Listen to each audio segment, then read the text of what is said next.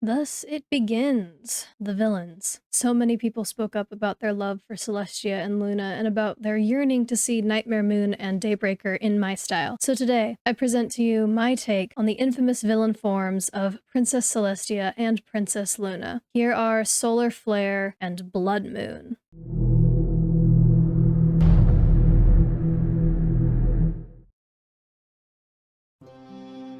In My Little Pony Season 7, Episode 10, A Royal Problem, yes, I looked that up, I was like, where does she appear? Starlight Glimmer is sent to the royal palace to solve a feud between Celestia and Luna, and this is one out of 2 appearances of Daybreaker, I believe. Just as Nightmare Moon is Luna's alter ego, born of Luna's anxieties, jealousy, and anger, so too is Daybreaker born of Celestia's dangerous thoughts. Daybreaker is prideful, arrogant, thinking she needs no one to help her rule, and that she is better off without love and attachment. She appears in a dream where Starlight's fears of messing up her duties are manifested into a very real threat. Daybreaker taunts Celestia, who is now given Luna's job through Starlight's interference. It's a whole thing. You should watch it. She taunts Celestia with hidden thoughts of superiority and temptations to take over and force her rule upon all those who refuse. Now that I finally have a basic understanding of Daybreaker, I'm going to talk about my design choices for her. I mentioned in my Celestia and Luna video that I accidentally recreated Daybreaker as I was trying to make a sun-themed Celestia, which tripped me up a bit as I was designing her. However, it really helped me establish her pose and decide on her wing number and the like. I've adopted the headcanon, thank you commenter, that alicorns who have 4 wings have achieved their full potential or their destiny. Because Daybreaker is a villainess, I have decided she will never be able to achieve her 4-winged form. Despite using her powers to extremes, perhaps even achieving more physical strength than her Celestia form, her true potential or her destiny will never come to pass, as she was never meant to be something so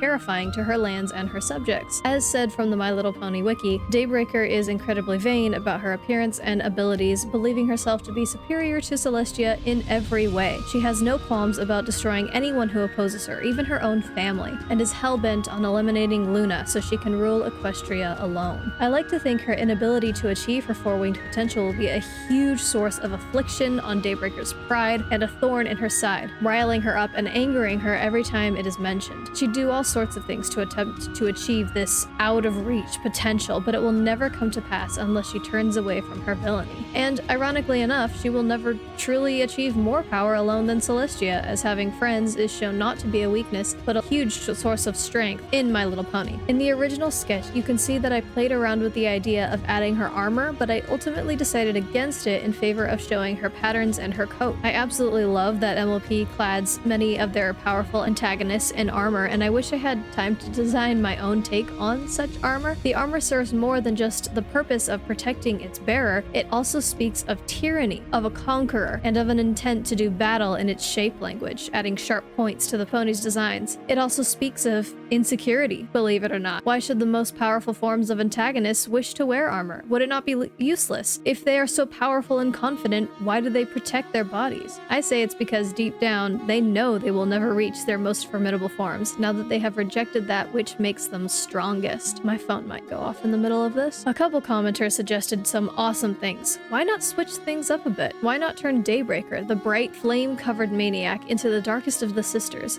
while making Nightmare Moon brighter? This intrigued me so much. The flames and glowing of Daybreaker would stand out so sharply against a dark coat. The potential is just endless, and I really love the idea. I actually nearly forgot it as I was going over Daybreaker based on her My Little Pony form, so thank you to those who were late to my Celestia and Luna video and suggested the same things. You saved my Daybreaker. Power is the thing I wanted to accentuate most in Celestia's design, while also keeping it similar to her good guy design. Feathered hooves were a must, though now the hair is straight and jagged like flames, and I made her legs thick and sturdy. Someone gave me an awesome anatomy lesson about how if wings were positioned on the shoulder, the muscles wouldn't work properly. So I decided to try out a below the shoulder wing look. Tell me what you think of this choice in the comments. Orange, yellow, and warm blacks were the colors I wished to use for Daybreaker here, and I wanted, last minute, to add some sort of burning core to her chest, outlining her ribs. I think this really symbolizes her changed heart in this form. Her heart is now nothing more than a molten core, a raging firestorm that burns all and consumes all who should chance upon it or draw too near. The glowing ribs signify the resulting emptiness of forging such a heart. There is now nothing to fill this cavity, this void, nothing but smoke or fuel for her rampages. The undersides of her wings now glow as well, looking like molten rock,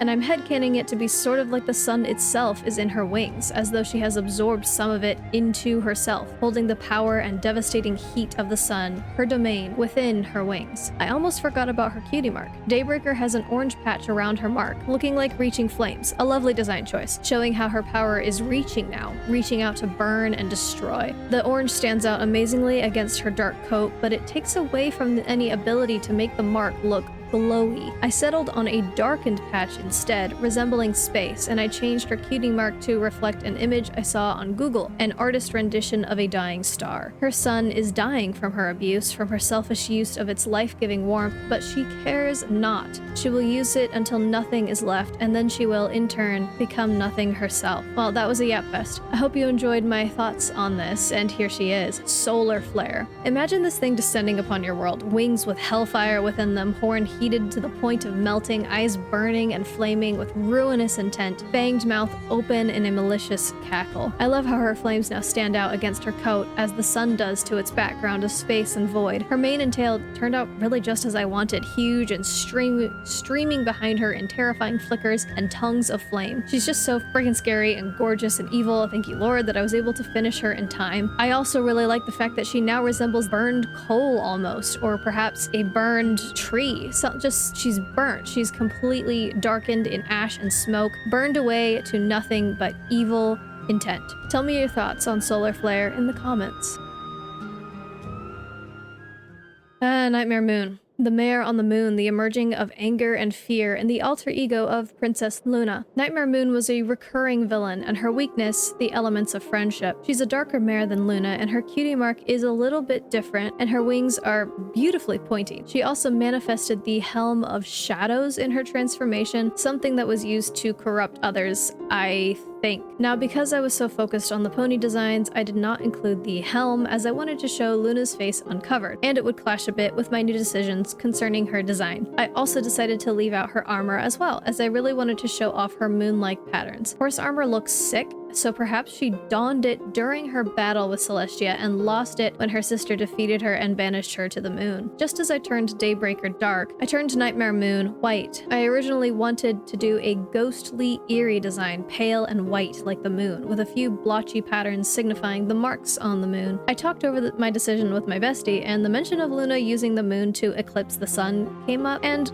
dearest bestie mentioned that during an eclipse, the moon turns red and is known as a blood moon. I didn't believe it at first, I had to look it up, but it's cool. Now hear me out. A blood moon is one of the most villainous things I've heard of. It's so nightmarish and evil looking. The reds and the blacks, the whites and grays of this design would contrast Solar Flare just so wonderfully. Also, the pale patches on my Luna design, which you guys should totally check out, could not only reference her stress and change on the moon, but also be a remnant of her transformation to Blood Moon, something she will never be able to be rid of entirely. I'm also stealing the blind Luna post Nightmare Moon headcanon, as someone mentioned Celestia would defend herself with blinding sun magic, thus causing Luna's blindness. Someone else piped up about Luna only being able to see in dreams, and I love that idea as well. Honestly, you guys you came at me with the lore and the ideas and things, and I wish I could reply to you all, but alas, all I can do is heart your comment and say thank you in my mind, because all of this is so excellent. Someone else also mentioned having a headcanon for her jewelry, either being chains that, like secret chains that Celestia might have gifted her subtly to keep Nightmare Moon at bay, or perhaps blind Luna wearing it because she likes the feeling of it, and maybe wearing it because she's also afraid of Nightmare Moon. But anyway, you guys just have so many cool ideas. Please share more if you have any as well. Also, I'm going to interrupt your viewing experience and my ranting to talk about today's amazing sponsor, Nee the Fallen Moon Tiger. Nee has recently upgraded to being a Realm Royal, and I'm working as fast as I can to produce some exclusive content for that. Thank you so much for your extra help and your favors. If you're interested in special emojis, perks in my Discord, and early access and exclusive content, maybe check out some of my membership tiers or my commissions. Only do so if you wish to. There's absolutely no pressure. Simply watching my video and swinging battle axes at the like button is support enough. Or you could join the army of subscribblers. We're a fun group here, and we're almost 14 13,000 strong. We could probably storm like New Jersey with that. I'm hoping to maybe stream in celebration if my spine allows me, and I hope to see some of you there. Thank you to all who obliged and to all who have stuck with me through these smaller years, and thank you again to Nee, the Fallen Moon Tiger. Let's get back to Blood Moon. So here we are with a Blood Moon theme.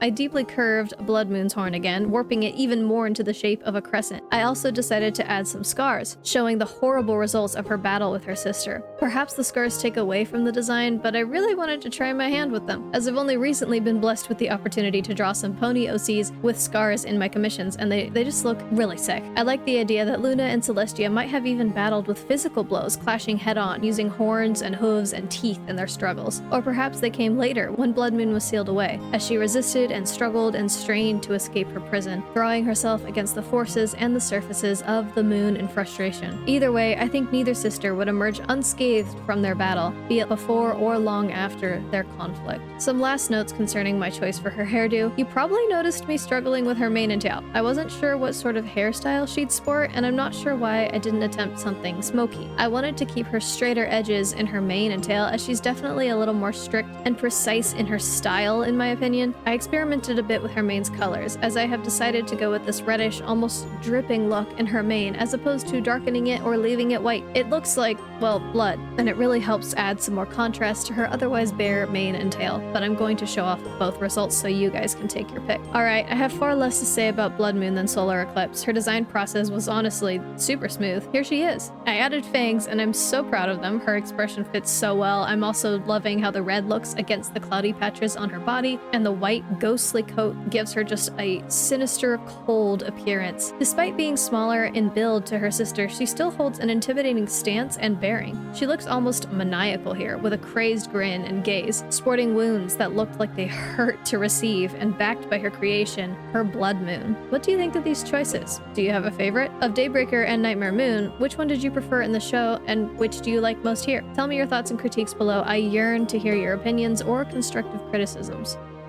Sheesh, I don't know who's next, honestly. I may have to take a brief break this upcoming week. I've completely out-haunced myself. I think I'm going to do some more villains next, or perhaps some stallions before I ultimately move on to Equestria girls. I am so excited for them. Chat, you don't understand. They're not gonna be magical girls. They're gonna be something entirely different, and I have like a whole story because I am just obsessed with this sort of man, I'm looking forward to that. I get to draw humans again, you guys. So many of you voiced your desire to see so many different awesome ponies, but I'm unable to do them all physically. Still, I thank you for suggesting them. I wish I had the speed of Lightning McNeum, but alas, I have but 2 hands to work with. Last notes, I had a few other names that I was debating upon for both ponies: Shattered Sun, Flame Eternal, Nightmare Blood Moon, Blood Eclipse, all sorts of things. Thank you to my Discord peoples who voted in my poll and helped me settle on these names that you're hearing now in this video. If you're interested in joining the realm, wink wonk, to meet fellow creatives or maybe learn about some cool lore stuff, there's a link in my bio. Once again, thank you to all who have watched this series, and may the Lord bless you and keep you.